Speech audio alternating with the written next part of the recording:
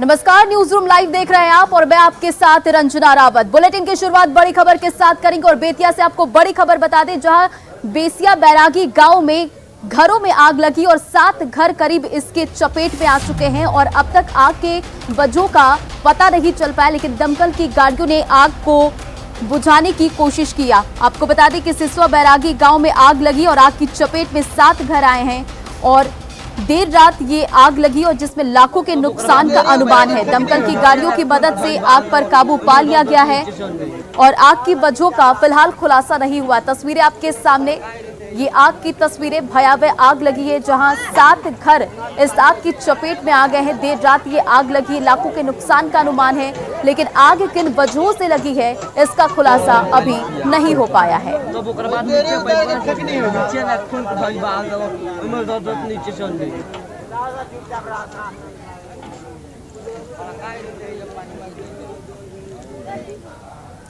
और यूक्रेन में फंसे भारतीयों को लगातार इवैक्यूएट किया जा रहा है। लगातार वहां से जितने भी भारतीय छात्र फंसे हैं वहां से उन्हें निकालने की तैयारी की जा रही है। अब इसमें एयरफोर्स भी शामिल हो गया है और C-17 विमान एयरफोर्स का वो वहां से भारतीयों को इवैक्यूएट करेगा। आपको बता दें कि लगातार ऑपरेशन गंगा के तहत भारतीयों को वापस लाने के लिए केंद्र सरकार अपने ऑपरेशन को और तेज कर चुकी है। इसके तहत भारतीय नागरिकों को वापस लाने के लिए अगले 3 दिन में 26 फ्लाइट शेड्यूल किए गए। 4 तस्वीरें आपके सामने, प्रधानमंत्री नरेंद्र मोदी पल पल की अपडेट ले रहे हैं। दूसरी तस्वीर, C-17 ग्लोब मास्ट रवाना हो गई है जहां से वहां फंसे भारतीयों को लेकर आएगी। तीसरी तस्वीर आप देख रहे हैं कि छात्रों के बीच ज्योतिरादित्य सिंधिया भी वहां पहुंचे, छात्रों से वहां मुलाकात की और पोलैंड में VK सिंह। आपको बताते चले कि इतना ही नहीं, इंडियन एयरफोर्स भी ऑपरेशन गंगा में शामिल हो गया है और एयरफोर्स का C-17 एयरक्राफ्ट रोमानिया से भारतीयों को वापस लाएगा। एयरफोर्स का C-17 एयरक्राफ्ट यूक्रेन में रोमानिया पहुंचे भारतीय नागरिकों को लाने के लिए रवाना हो गया है और यूक्रेन में अभी भी कई भारतीय फंसे हुए हैं और ऐसे में उन लोगों को निकालने के लिए केंद्र सरकार ने 4 मंत्रियों को लगाया भी है। जनरल VK सिंह पोलैंड में हैं और केंद्रीय मंत्री ज्योतिरादित्य सिंधिया बुखारेस्ट में हैं।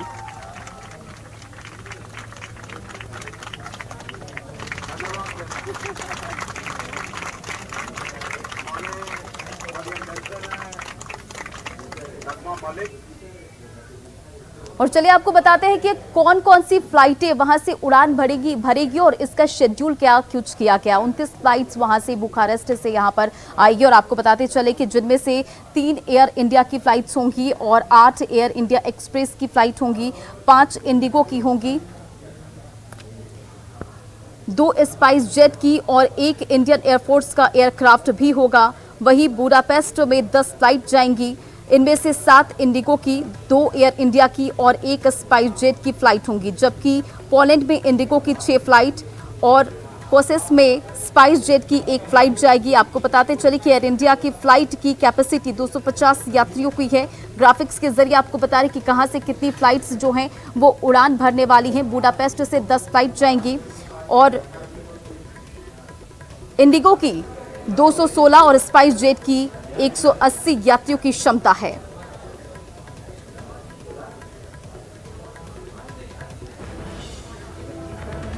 साथ ही आपको बताते चले कि यूक्रेन से लौट रहे छात्रों के लिए भारतीय रेलवे ने भी एक बड़ी पहल की है और भारतीय रेलवे ने यूक्रेन से लाए जा रहे छात्रों के लिए बड़ा कदम उठाया है और यूक्रेन से लाए जा रहे छात्र अब दिल्ली एयरपोर्ट पर ही रेल टिकट की बुकिंग कर सकेंगे और इसके लिए एयरपोर्ट पर ही बुकिंग काउंटर शुरू कर दिया गया। तो ये एक बड़ी पहल है यूक्रेन से लौट रहे छात्रों के लिए। रेलवे की तरफ से IRCTC के टिकट बुकिंग केंद्र से यूक्रेन से वापस लाए जा रहे छात्र आराम से अपने घर तक जाने के लिए टिकटों की बुकिंग अब कर सकते हैं दिल्ली एयरपोर्ट पर ही।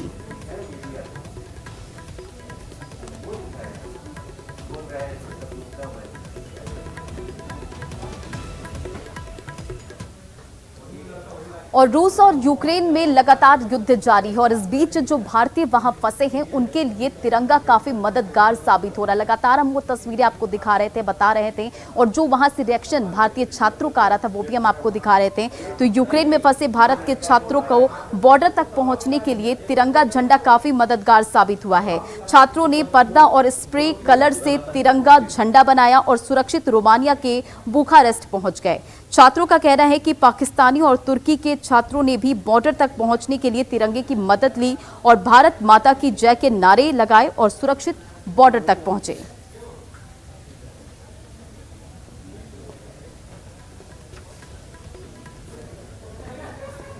अरेंजमेंट की और जैसी हमारी बस जैसी हुई तो हम लोग ने बस के सामने 2 इंडियन फ्लैग प्रॉपर बिगेस बड़े बड़े लगा दिए ताकि हमको फ्री क्लियरेंस मिले। और एक्चुअली वो काम किया क्योंकि इंडियन फ्लैग देके लोगों ने देखा कि ये सब इंडियन बच्चे मेडिकल स्टूडेंट्स हैं तो उनको हमको अलाउंस मिलता है। कैसे हम जब घर से निकल रहे थे पूरी बस पे फ्लैग लगाए, फिर हमने नेशनल एंथम गाया, उसके बाद फिर हम निकले। तो कहीं पर मैं पढ़ रही थी कि एक टर्किश बच्चे ने, एक पाकिस्तानी बच्चे ने, सबने भारत के झंडे पकड़ लिए थे ताकि उन्हें उनको हेल्प मिल रही थी मैम।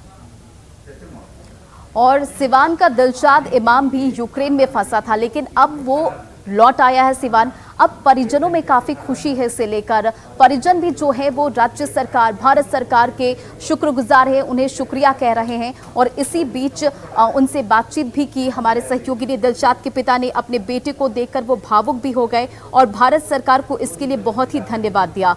दिलशाद इमाम 2019 में मेडिकल की पढ़ाई के लिए यूक्रेन गया था, लेकिन जब युद्ध शुरू हुआ तो वो अपने साथियों के साथ यूक्रेन में फंस गया। लेकिन अब जो है वो सिवान पहुंच चुका है। परिवारों में काफी खुशी है। दिलशाद ने भारतीय छात्रों को सुरक्षित घर पहुंचाने के लिए मोदी सरकार का धन्यवाद भी दिया है। वहीं परिजन दिलशाद को अपने बीच पाकर काफी खुश नजर आ रहे हैं।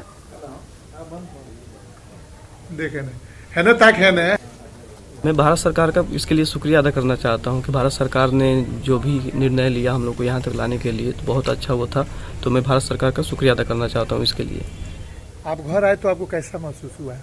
घर आके मुझे बहुत रिलीफ महसूस हुआ। जब मैं अपने अब्बू से मिला तो मुझे बहुत अच्छा लगा अब्बू से मिल करके, और भाईजान भी मेरे वहीं पे थे और बहुत अच्छा लगा मुझे घर पे मिल करके सबसे। हमारा बच्चा जो है यूक्रेन में बहुत मुसीबत में फंसा हुआ था।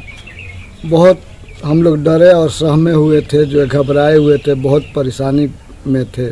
लेकिन हमारी भारत सरकार ने बहुत अच्छी काम की।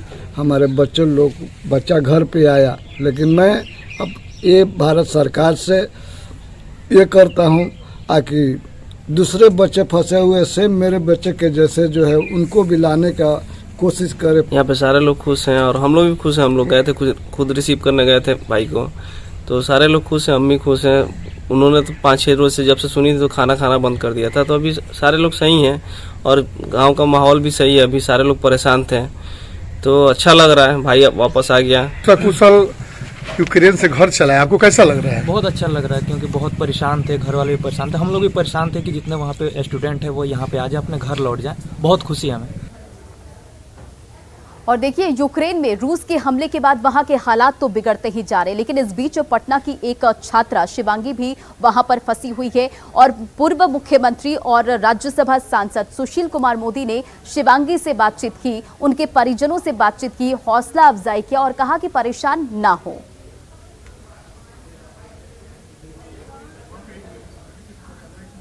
तो ये तस्वीरें आपको दिखा रहे हैं जहां पटना सिटी के दे दिया है और सब लोग लगे और धीरे धीरे मुझे लगता है कि स्थिति जो है कल से बेहतर स्थिति हुई है। रशिया पर दबाव भी बन रहा है, तो ईश्वर पर भरोसा रखो और पूरा हिम्मत रखो। तुम लोग जरा सा भी हिम्मत हारोगे तो घर वालों की हिम्मत हार जाएंगे। और तुम अकेले कितने बच्चे हो वहाँ पर? हम लोग कम से कम से 500 बच्चे। 500 बच्चे एक ही जगह पर हो या उस इलाके में?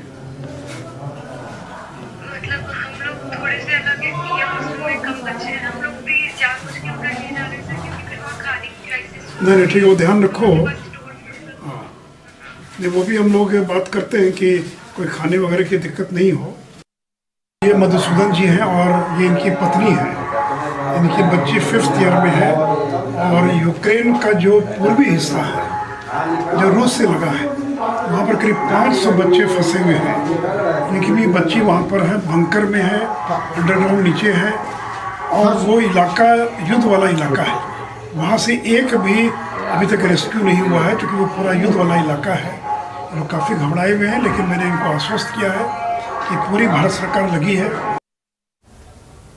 और आज बिहार विधानसभा में बजट सत्र पर चर्चा होनी है, लेकिन बजट सत्र के शुरुआत होते ही बीजेपी विधायक के बयान पर विधायकों ने नाराजगी दिखाई है। उनका कहना है कि सबसे पहले वो माफी मांगे।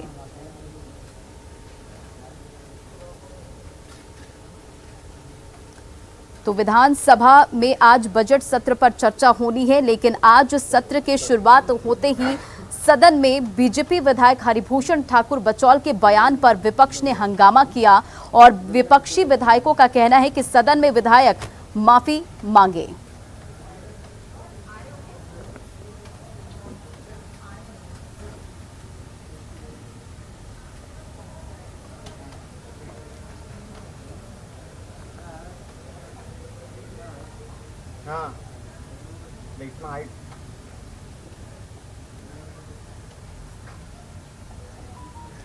और सत्र के शुरुआत होने से पहले कांग्रेस ने 19 लाख रोजगार का मुद्दा उठाया। देखिए संवाददाता आनंद अमृतराज की ये रिपोर्ट।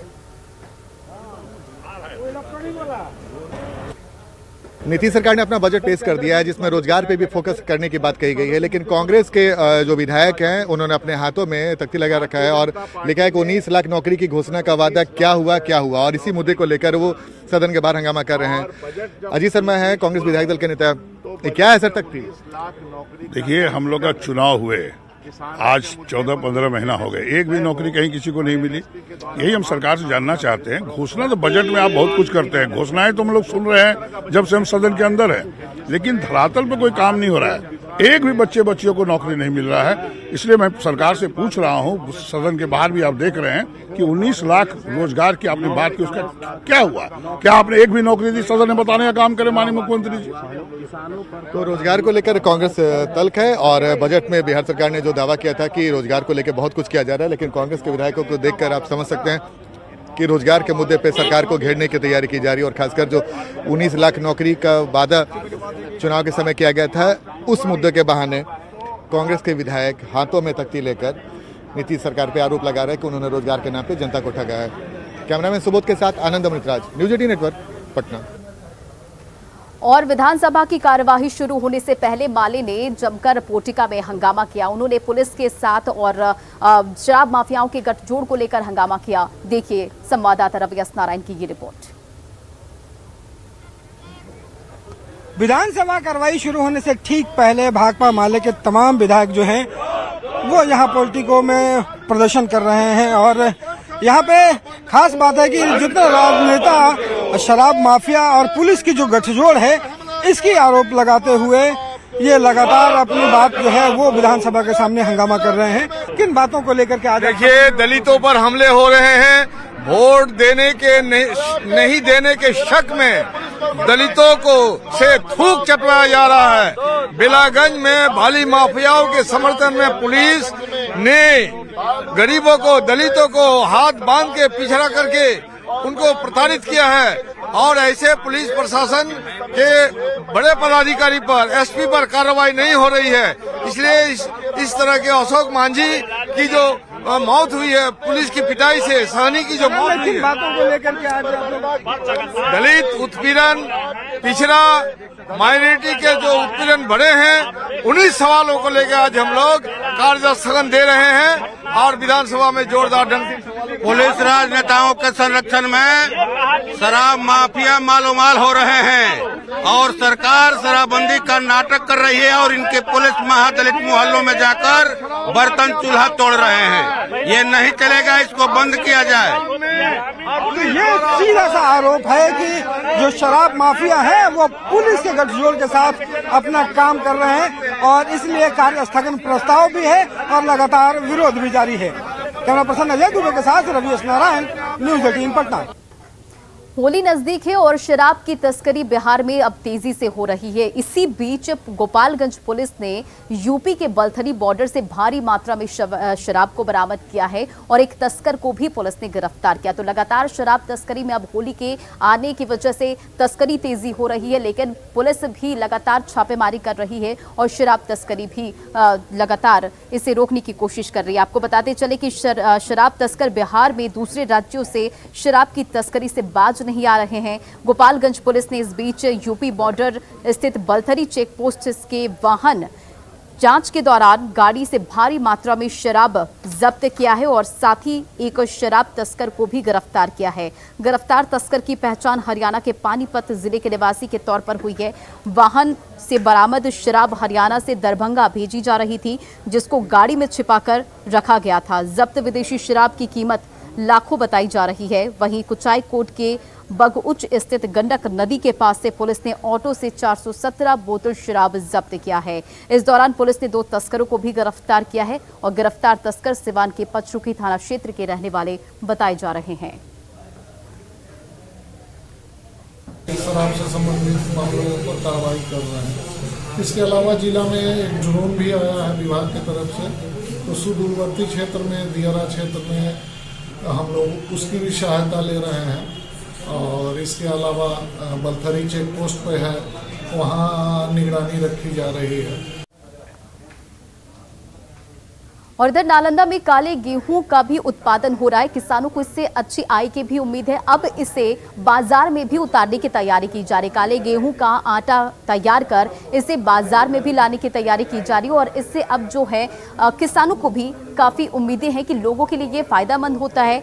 और अब काले गेहूं का उत्पादन भी हो रहा है और काले गेहूं से बने आटे को पैक कर उसे बाजार में उतारने की तैयारी भी की जा रही है। इससे स्थानीय किसानों को अधिक कमाई की भी उम्मीद है।